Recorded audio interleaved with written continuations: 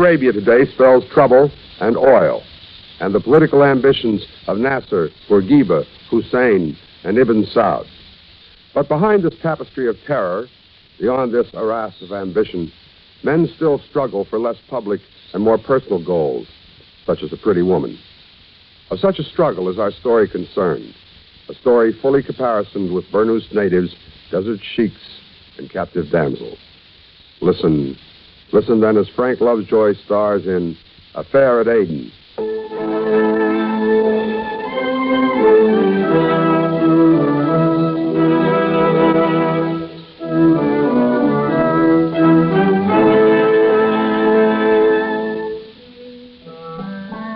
I lay flat on the ridge back of the rocks and watched the Arab guards a quarter-mile down the slope below me as they lounged in front of the gate to Fahad's tribal fort. Before dark, I had to be past those guards and inside that gate. I had to find Beth Tashara.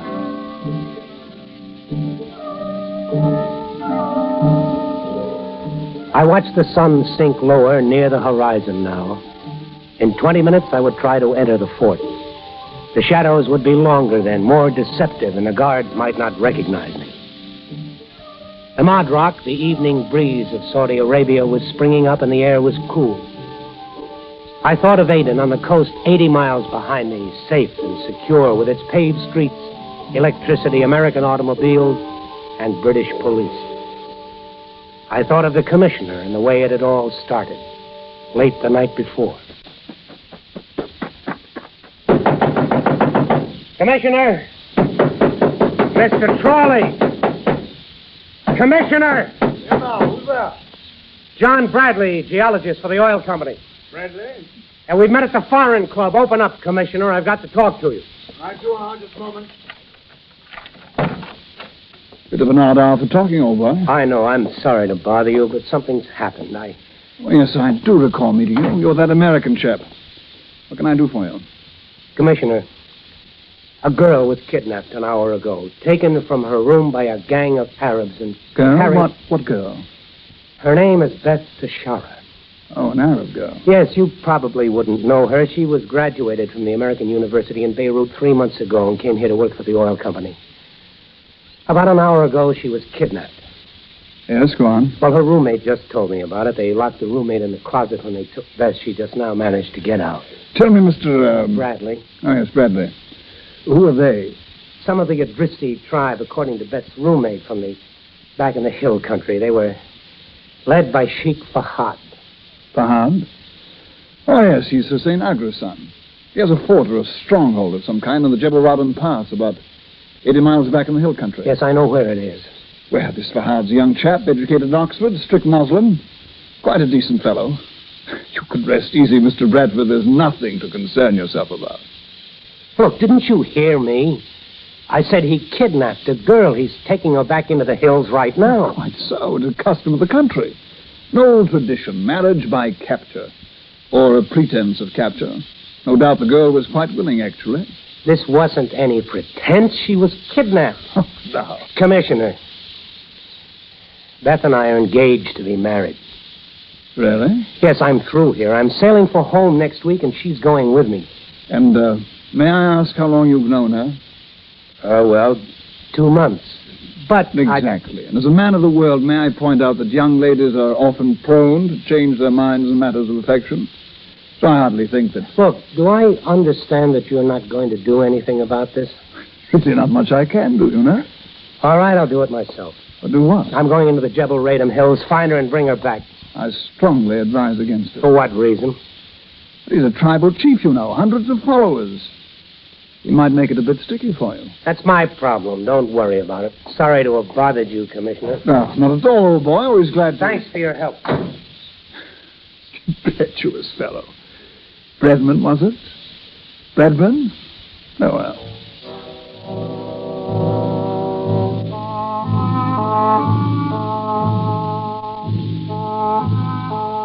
The shadows from the dying sun were growing longer now. Dusk was creeping in over the desert, but the hilltop still caught the last flat rays of light. My horse, tied back of the ridge, stamped impatiently. The guards were moving about restlessly, their rifles slung on their backs. I pulled the burnous closer about me, finding it awkward and uncomfortable, not being used to native dress. But more uncomfortable were my thoughts. For I realized for the first time since I left Aden that I might be making a complete fool of myself. The commissioner might be right.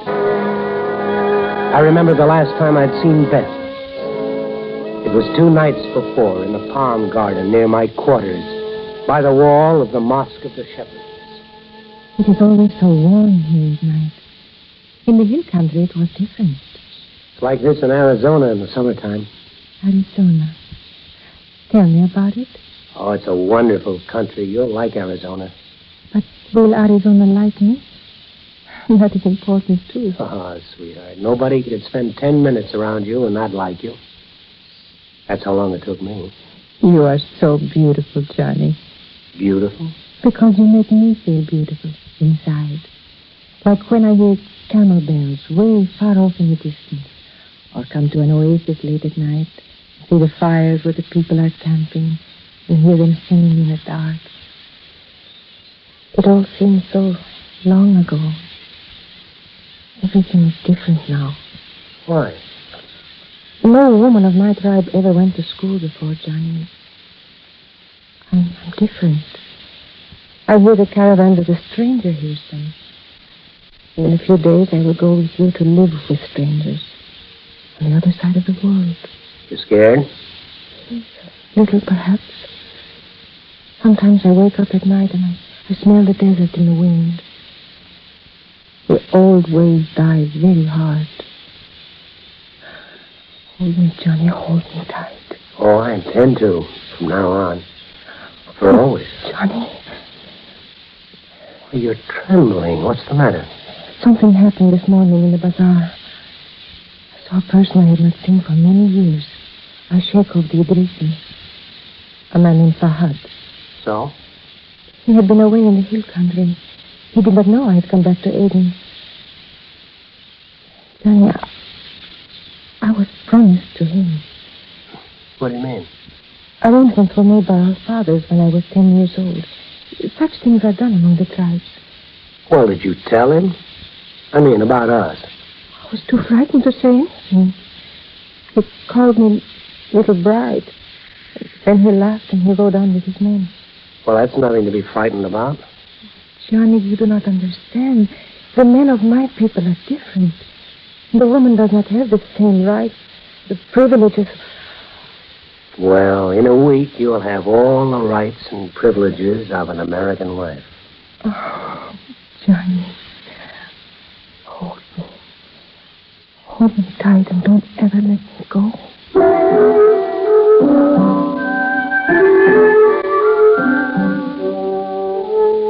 The sun was below the horizon now.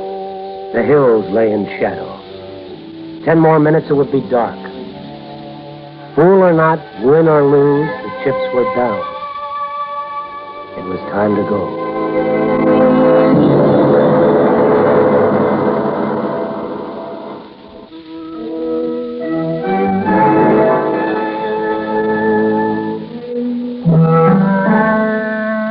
It was time to go.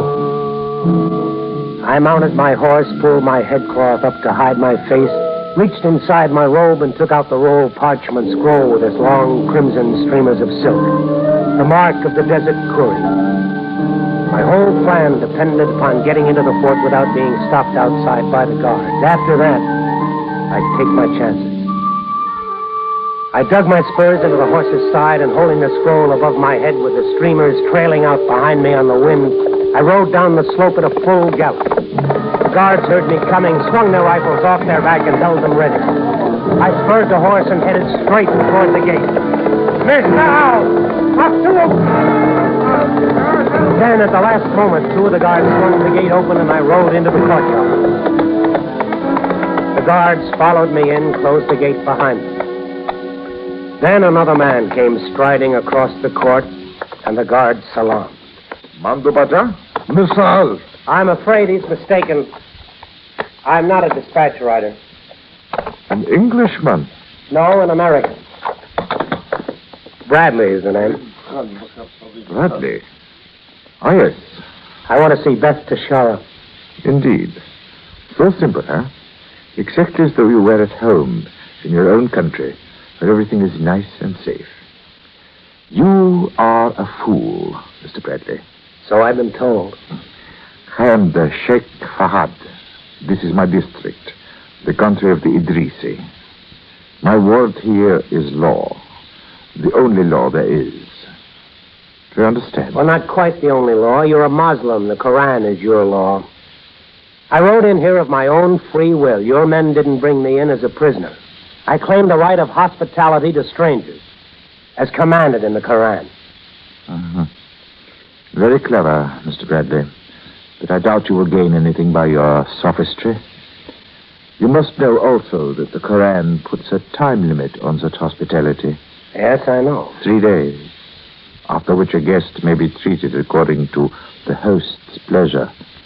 And I may as well inform you that I have some rather unusual ideas of pleasure. Meanwhile, welcome, Mr. Bradley.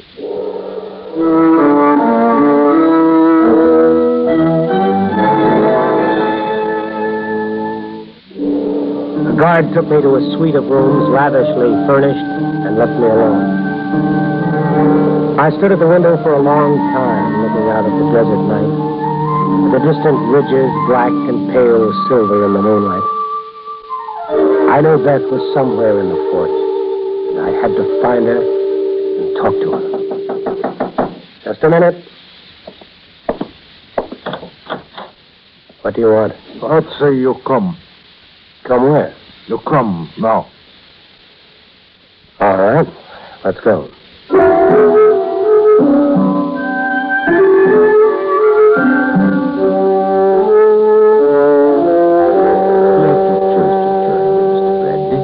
Did I have a choice? Well, naturally. Dinner is never a compulsory affair for a guest. Of course, I could have arranged something more elaborate if I had known you were coming.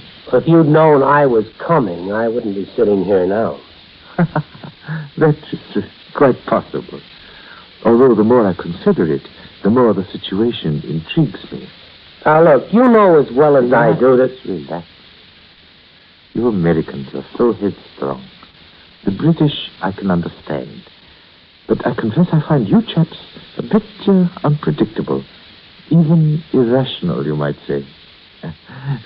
Amusing, however. Oh, yes, we're real clowns. Of course, it is possible you may not be a typical specimen. Every country has its fair share of rash fools. But somehow here comes our other guest. There. I imagine this may be a bit of a surprise to her. Good evening, my dear.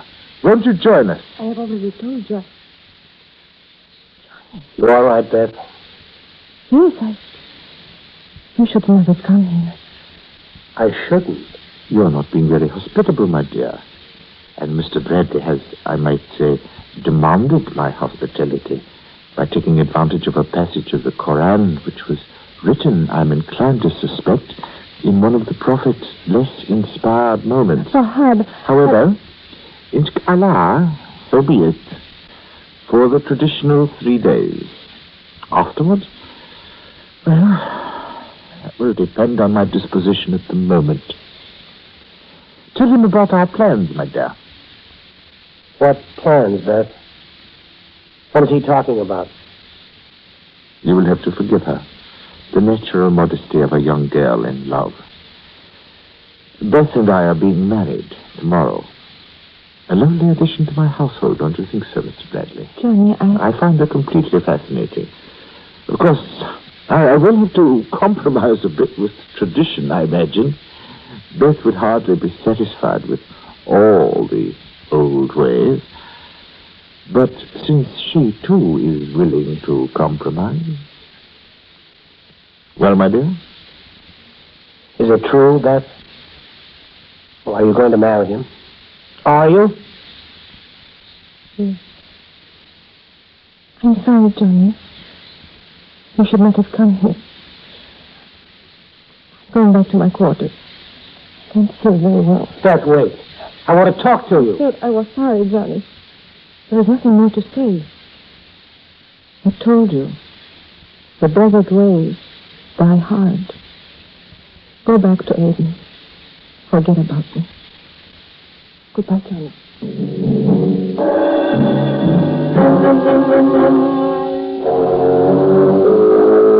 I paced the floor of my quarters, cursing myself for being fool enough to come. It was after midnight by now. The fort was dark and silent.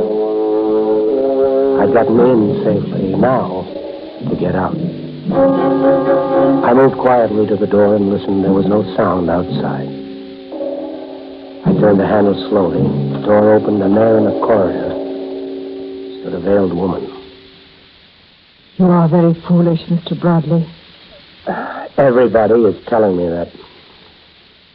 Should I know you? No, I am Tara Dalisi, wife of Fahad. Wife? Yes, at present his only wife. And I would prefer it to remain so. Sorry, I'm out of it. Better go talk to Beth to Charlotte. Why? I've got nothing to do with it now. If that's what she wants, it's her business. What she wants. Did Fahad ask what she wanted? What do you mean? Oh, is it so different in your country, Mr. Bradley? Can any woman be sure what she wants unless some man tells her and then proves it? So? If I help you escape from here tonight, will you take Beth to Shahar with you and keep her with you? It might not be so easy. She may not want to go. What she wants. What do you want, Mr. Bradley? All right. You've got a deal.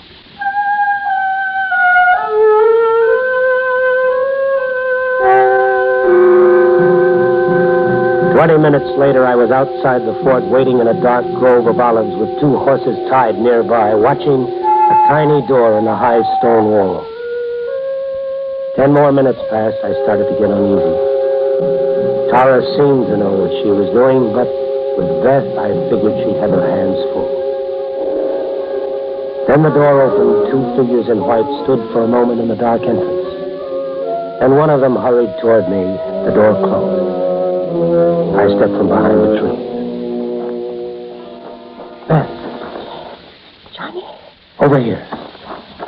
Hurry. There's really no need to hurry, Mr. Bradley. None of us is going anywhere. Tara really shouldn't have encouraged you to wander around in the night air this way, my dear. Your hands, Mr. Bradley. Put them up, please. I can't argue with a gun. Mm-hmm. Very wise of you. Especially since you've seen fit to forsake my hospitality. You see, I'm no longer obliged to treat you as a guest. What are you going to do, Fahad? What would you do, Mr. Bradley, with the man who took advantage of your generous nature and attempted to plunder you of your most prized possession, who pretended... Oh, stop, what are you doing? Just this. All right, go ahead and shoot if you want to kill Beth. Oh, a sample of American chivalry? No, common sense.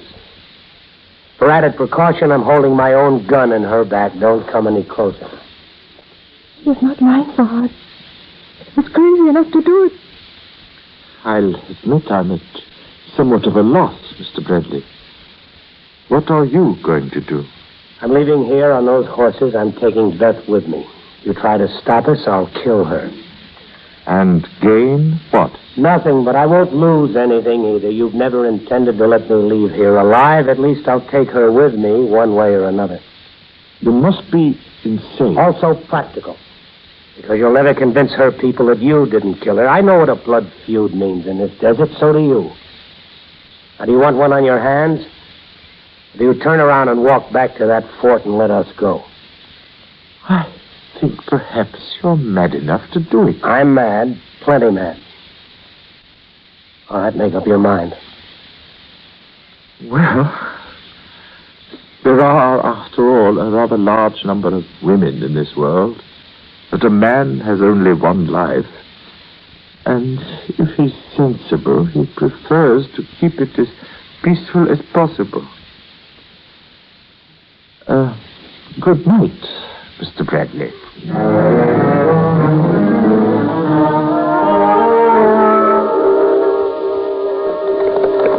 Miles away, certain finally that we weren't being followed, we pulled the horses to a stop. Want to rest a few minutes? Yes. There you go. I'll give you a hand down. Thank you. I'm not used to this. There was a time when I could ride all day. Oh? I thought you said the old ways of the desert stayed with a person. They died hard. Johnny, I only said that because... Look, I didn't ask you if you wanted to go back to Aden. Nevertheless, I'm taking you there. After that, you're on your own. Oh, Johnny, you are such a fool. Well, you too, I only said what I did tonight because of you. If I had not agreed to marry him, Fahad would have had you strangled before morning. Because of me? I love you, Johnny.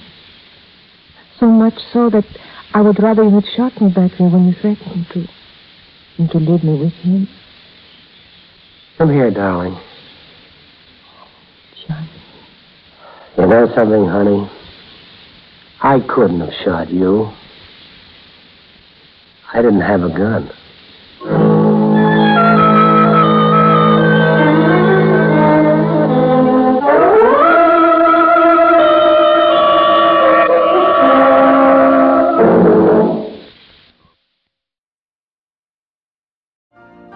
You've been listening to the OTR Gold Network.